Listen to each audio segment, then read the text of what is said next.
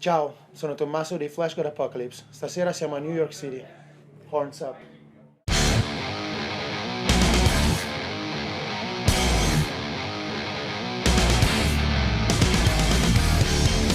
Crucified by the fire in the devil's hands. There is no time for regret. Oh, life's the festival. So I lie to your soul. 'Cause there's nothing more. Now what mirrors me eyes. You're my flower blind. Feels great. Also because usually there's just a small space, so they always put the headlining band, of course. So that means pretty much that we're doing our headlining tour. And yeah, it feels really good. I really like, beside obviously playing US and doing the tours. I really love New York City. It's always been one of my favorite towns, so it feels also better than it would be normally. Did you first come to New York as a fan of, let's say, music or culture, or already as a band, as with FLESHGOD? No, actually, the very first time I came to New York was in 1999, and so I was around 16, and I came here with my father since he works in cancer research, so he brought me here like as a vacation. He was working at the Columbia University, and I was just wandering around the city, and it was like love at the first sight for me.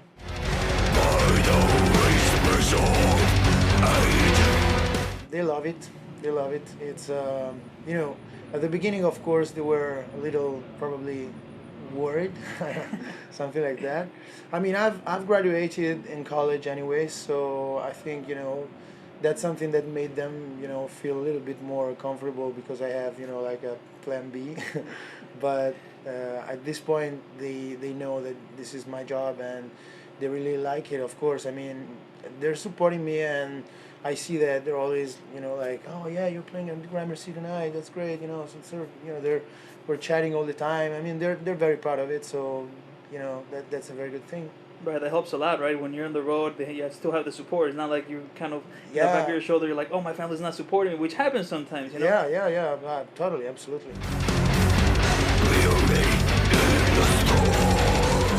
We've been looking for this balance in a while, and I say balance because I really feel that like beside personal taste, and of course I'm supposed to say that King is my favorite, but it is my favorite for real, because I really feel that we've been looking for a balance between all the elements in our music, and we finally made it. So we feel really happy about that, because it seems like every element of our past and of our present and also of our future are there in the same work. And also of course the production really helped a lot, and also in that case we've been experimenting some new things this time, and every element from different approach to the composition, some changes in the work that we do on the arrangement, and of course working with some new people in the production has really helped to make King what it is, and we're really happy about that. Who are some of the people involved in the production? Because sometimes they don't get enough credit, so let's shout them out. Yeah, of course. We've been working in the pre-productions as and we've been working with him for all the other albums with Stefano Morabito at 16 Cellar Studios. But we decided to make some changes in the recordings and mixing and mastering to experiment something new, because I think it's a very important thing to do, a very important step for a band. So we decided to work on the recordings at Kick Studios, that is also in Rome, with Marco Mastrobuono. He did a great work. We've been friends with him in a while now, but we never worked with him actually, and it was the first time, and that has been a very good experience, and that was the basis for a good sounding album. And of course it's been determinant, the fact that we had the chance finally to work with, and I say finally because we are a big fan of this guy, with Jens Pogren at Fascination Street Studios in Sweden, that has been putting out a lot of beautiful works in the last years. And that's it. You know, it's been a challenging thing, of course, because many new things, unexpected things. But in the meantime, it really worked out, and it's been a pleasure to work with these guys, and we're really happy about the result.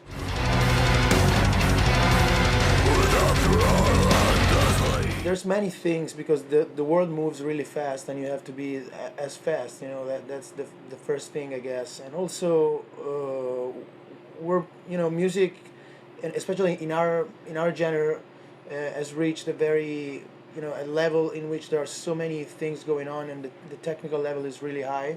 So you have to keep working continuously, also on the live show, on the rehearsal, on the, you know, also singular practicing, and also when you're composing music. I mean, the level is really high, so you really have to be always there. You know, that's, I think that's the challenging thing, especially in a music world in which, in a way, we had many step forwards with the streaming and all those things, but on the other hand, this brought music to a, you know, a different stage that is much more similar in a way to the 70s, because now the difference is again on the live show, because there's so many chances for everybody to do also, you know, self productions, like homemade productions, and have a very good quality. That, of course, now the difference is again on the show, and that's why we really care about the show conceived as something that is not just playing music, but is an experience that really comprehends a lot of different aspects, from the musical aspect, of course, but also going through the visual aspect and the energy that is in the show. That is something that is impossible to describe, and it depends, of course, on the musicians that are playing on stage, but is a very important thing, and very, you know, something we really care about when we go and play a show.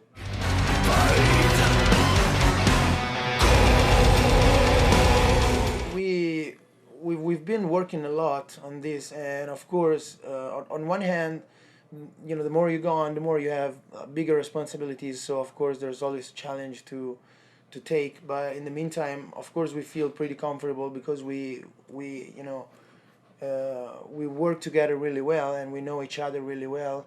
So that means that we feel even more comfortable than before, because we reached the point in which we know how we work with each other, and that gives you the ability to go on stage and be stronger, of course.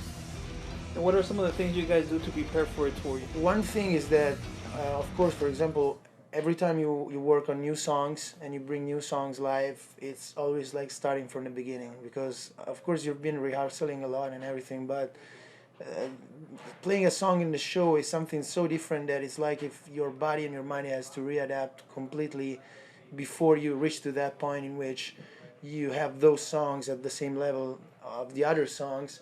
So that's one thing that, of course, is challenging, and that needs to pay a lot of attention on.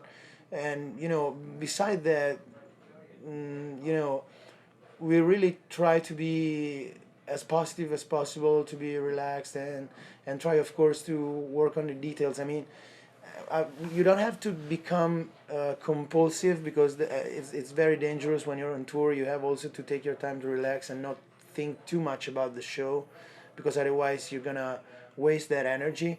But of course, when I know that, you know, I have to do my duty, and I know that there's some things here and there that I have to fix, of course I also spend some time in, you know, the backstage during the day, working on the songs and rehearsing, or just, you know, practicing on myself to get it done, and help my brain to adapt to the shows, and also work, like, you know, on a parallel thing between the backstage and the stage.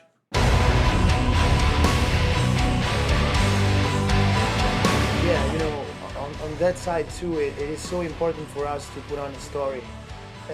For FLESHGOD, everything is a story, is a concept. So at this point, we literally write music sometimes, and parts of the music and the songs, thinking about how it will work with those images that we have in mind in the video. So we really build up a story from many different points of view.